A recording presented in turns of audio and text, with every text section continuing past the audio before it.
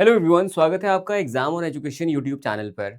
ये वीडियो आपने खोली है, इसका मतलब आप थोड़े से कंफ्यूज हैं अपनी प्रिपरेशन की स्ट्रैटेजी को लेकर के, कोल इंडिया मैनेजमेंट ट्रेनी को जो एग्ज़ाम है उसको लेकर के। अब यहाँ पर हमारे पास जो सिलेबस है वो ऑलरेडी आ चुका है, चाहे टेक्निकल हो और चाहे नॉन टेक्निकल का सिलेबस हो। अब सवाल आता है कि तैयारी कैसे की जाए। नेक्स्ट 45 डेज़ का अगर हम टारगेट लेकर चलें कि नेक्स्ट 45 डेज़ में एग्ज़ाम हो सकता है, तो आपके पास अब कुछ चंद रिसोर्सेज़ ही हैं जो बचते हैं। जिनमें से एक है कि क्या आपको बुक के माध्यम से पढ़ना चाहिए, यानी कि हमारी जो रेफ़रेंस बुक्स आती हैं, क्या हम उन बुक्स को रेफ़र कर सकते हैं? दूसरा, क्या हम लोग यहाँ पर बुक्स के साथ-साथ यूट्यूब से भी पढ़ सकते हैं? क्या हम लोग यहाँ पर टेस्ट सीरीज़ जो है उसको ले लें और सिर्फ़ उसी से हमारा काम बन जाएगा? तो आइए समझते हैं इस पूरे सेशन में कि किस तरह से ये सारे रिसोर्सेज़ आपके काम आएँगे या शायद काम नहीं आएँगे। तो सबसे पहले अगर हम बात करें, एक बहुत ही इम्पोर्टेंट यहाँ पर चीज़ आ जाती है कि बच्चे वो बच्चा याद रखिएगा, वो कैंडिडेट जो 5 बार रिवाइज़ करेगा, वो आराम से उस स्टूडेंट को हरा देगा, जो 5 रिसोर्सेज़ से पढ़ाई कर रहा होगा। तो ये आपके लिए इस पूरे सेशन की एक समरी होने वाली है, जो मैंने स्टार्टिंग में ही दे दी है, शुरू के आपको आप बोल सकते हैं 1 मिनट 23 सेकंड पर ही बता दी है। तो कैंडिडेट जो 5 बार रिवाइज़ करेगा, वो आराम से मैं आपको बताऊँ बेटर परफ़ॉर्म करेगा इन कंपैरिज़न टू वो जो 5 रिसोर्सेज़ को रेफ़र करेगा सिर्फ एक चीज़ पढ़ने के लिए। तो ये हमारा थंब रूल है इस पर्टिकुलर प्रिपरेशन को लेकर के। सवाल जो मेरे पास आ रहा है कंटिन्यूअसली मेरे चैंपियंस, मेरे स्टूडेंट्स की तरफ से कि सर कौन-सी बुक जो है यहाँ पर मैं पढ़ लूँ? तो अब यहाँ पर एक चीज़ समझ लीजिए सर, हमारे पास जितना टाइम मौजूद है, उस टाइम में अगर आप बुक से पढ़ने की कोशिश करेंगे, तो शायद आपका कभी भी सिलेबस पूरा ना हो पाए। बिकॉज़ अगर मैं कंपैरिज़न के लिए, सिर्फ़ कंपैरिज़न के लिए सीआईएल को गेट के साथ कंपेयर करके दिखाऊँ, तो ड्यूरेशन जो लगती है एक गेट का एस्पिरेंट अगर एक गेट में अच्छी रैंक लाना चाहते हैं, तो आपके लिए 10 मंथ्स एक अच्छा ड्यूरेशन है और उसमें आप अच्छी रैंक ला सकते हैं अगर डेडिकेटेडली आप पढ़ रहे हो तो। सही रिसोर्सेज़ के साथ, सही स्ट्रैटेजी के साथ। और वहीं मैं बात करूँ आपका जो फ़ोकस होगा वो ज़्यादातर रहेगा डेप्थ पे और कॉन्सेप्ट्स पे मास्टरी को लेकर के। यहाँ पर जो कॉम्प्लेक्स प्रॉब्लम है, वो अगर आप लोग सॉल्व कर लेते हो, तो आपका काम बन जाता है और अगर आपको डीप अंडरस्टैंडिंग है, तो भी आपका काम यहाँ पे बन पाएगा।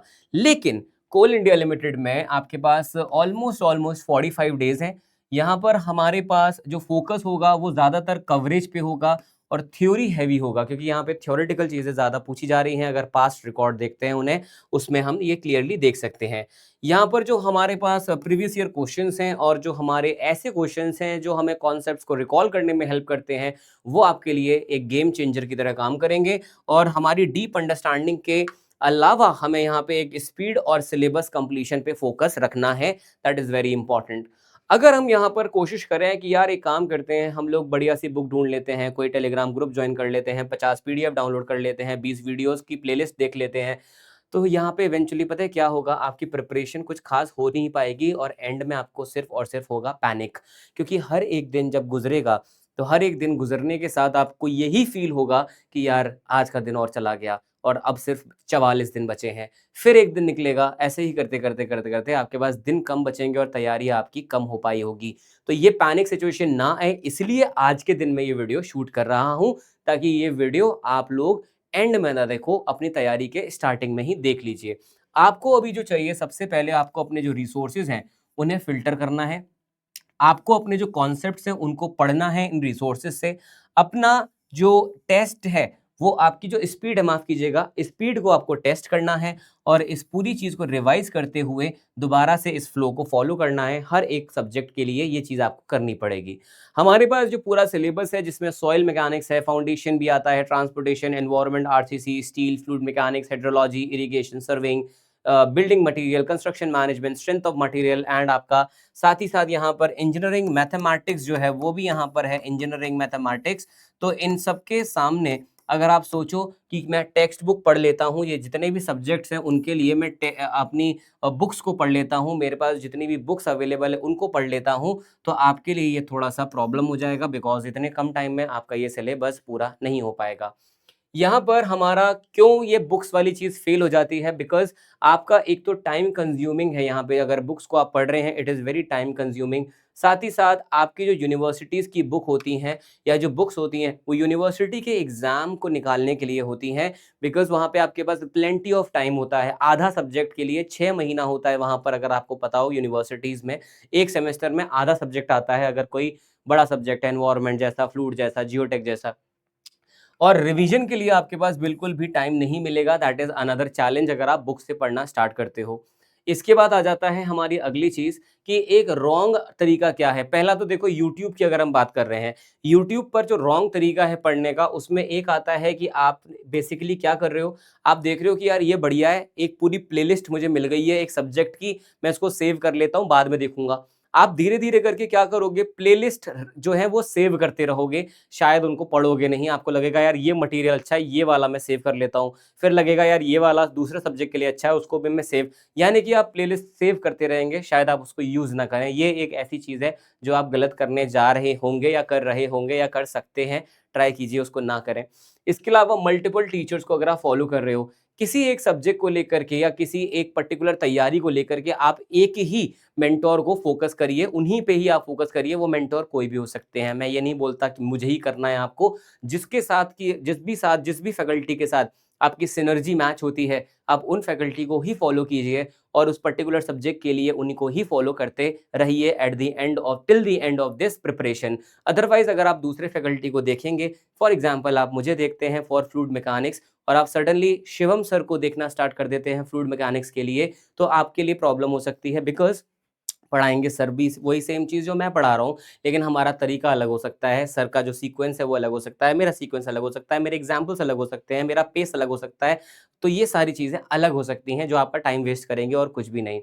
साथ ही साथ पैसिव वॉचिंग, यानी कि आप सिर्फ़ एक वीडियो को ऐसे देख रहे हो जैसे आपके लिए कोई एंटरटेनमेंट का वीडियो चल रहा हो। आपको 100% ऐसा फ़ील होगा जब आप पढ़ रहे होते हो फ़ोन पे कि आपको याद हो रहा है, और साथ ही साथ आप क्या करते हो, आपका फ़ोन स्क्रीनशॉट भी लेता रहता है साथ के साथ, राइट? जब आप पढ़ रहे हो अपना यूट्यूब से, तो आपका बेसिकली आपका क्या तरीका रहता है कि आप पढ़ रहे हो, आपको लगता है यार ये वाली स्लाइड पूरी हो गई, पॉज़ किया, स्क्रीनशॉट लिया, फिर आप आगे देखते रहते हो।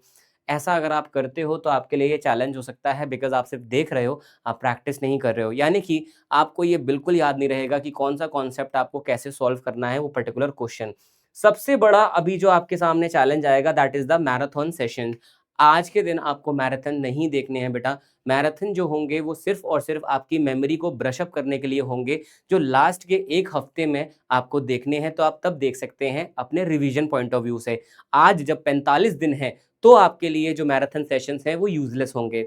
मैराथन सेशन आपके लिए तभी काम आएँगे जब आपके एग्ज़ाम में 10 दिन बचे होंगे, 7 दिन बचे होंगे, तब आप मैराथन सेशंस को देख सकते हैं, ताकि आपका जो पूरा कॉन्सेप्ट है वो ब्रश अप हो जाए।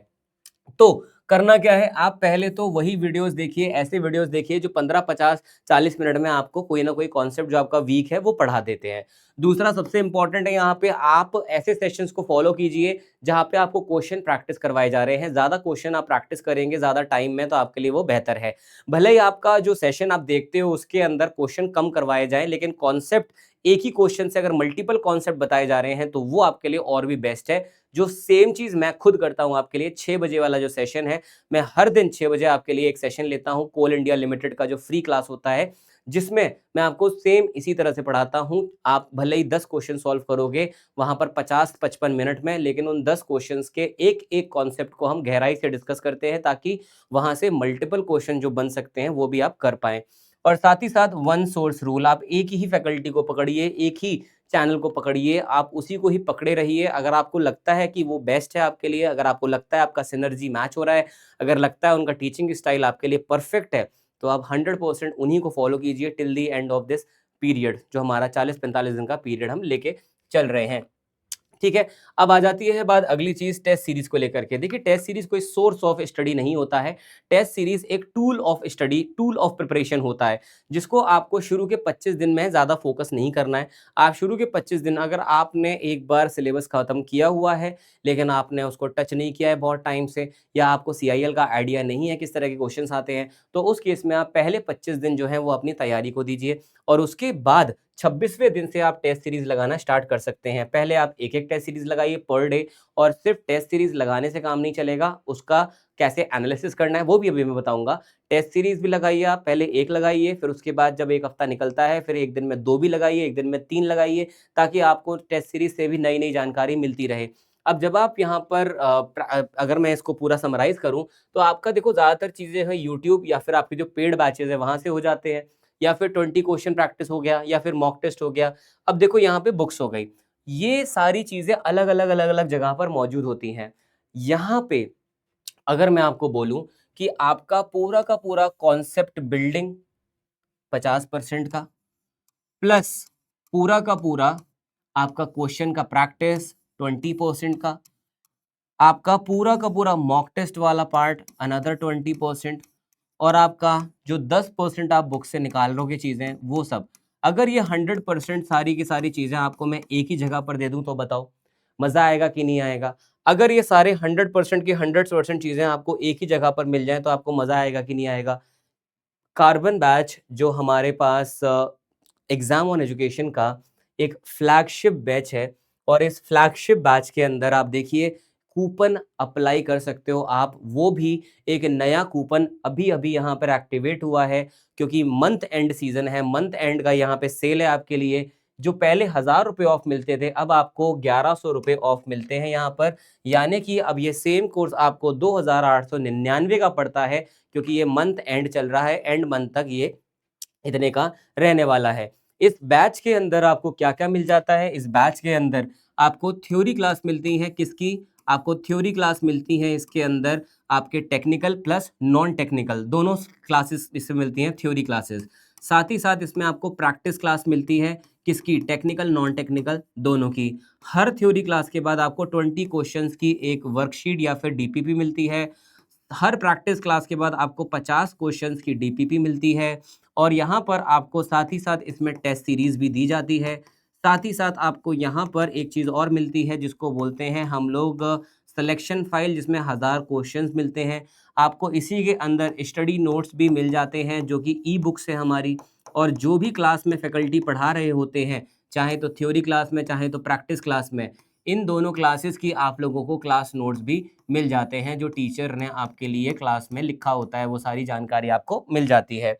वापस चलते हैं हमारे डिस्कशन पर, तो यहाँ पर अब आपको ये जो पूरी इस तरीके से रायता फैला होता है, आपको वो रायता ना फैलाते हुए आपको एक प्रॉपर पाइपलाइन पे ही काम करना है, जिसके लिए एग्ज़ाम ऑन एजुकेशन का जो ये पर्टिकुलर कार्बन बैच है, आपके लिए बिल्कुल सेम काम ही कर रहा है। तो ये वो सारी की सारी चीज़ें हैं जो आपको करनी है। जो आपको नहीं करना है वो है आप रैंडम पीडीएफ को डाउनलोड करना बंद करो, बिकॉज़ आप लोग यहाँ पे स्ट्रैटेजिक तरीके से नहीं पढ़ रहे हो। आप यहाँ पे हो सकता है एक ही चीज़ को मल्टीपल सोर्सेज़ से पढ़ रहे हो। दैट इज़ वेरी डेंजरस, वो बहुत डेंजरस है।